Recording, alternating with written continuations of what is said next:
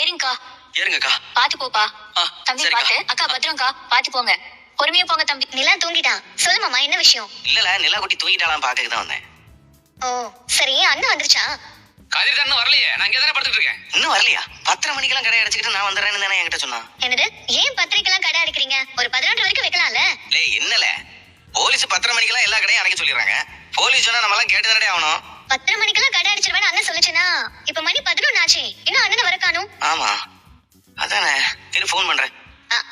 நான் ஆல்ரெடி 2 தடவை போன் அடிச்சிட்டேன், எடுக்கவே இல்ல அவரு.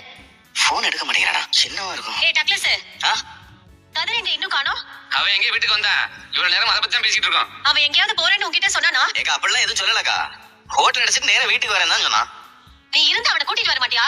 உன்னை யாரு முன்னாடி வர சொன்னது? என்னக்கா நீ? அவன் தாங்க நாளைக்கு சமையலுக்கு தேவையான பொருட்கள் எல்லாத்தையும் கடைக்கு போய் ஆர்டர் கொடுத்துட்டு சொன்னா. நானும் நேரா கடைக்கு போய் ஆர்டர் கொடுத்து நேரா வீட்டுக்கு வந்துட்டேன். அதுக்கு போய் நீ என்ன திட்டிட்டு இருக்க? இப்போ சீக்கிரம் வரவரு. இன்னைக்கு இவ்வளவு நேரம் ஆகி வர காணுமே. எங்க போயிருப்பாரு? சிக்க போனா இவன். லே மாப்பிள்ள எங்க இருக்க? எவ்வளவு நேரம் ஆச்சு ஏன்ல வீட்டுக்கு வரல?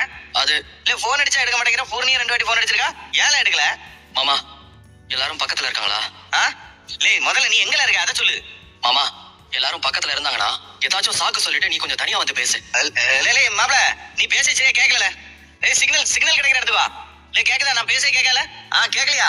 சரி நான் பேச கேட்கா. ஏய் இருல, நான் ஒரு நிமிஷம் வெளிய வந்து பேசேன்.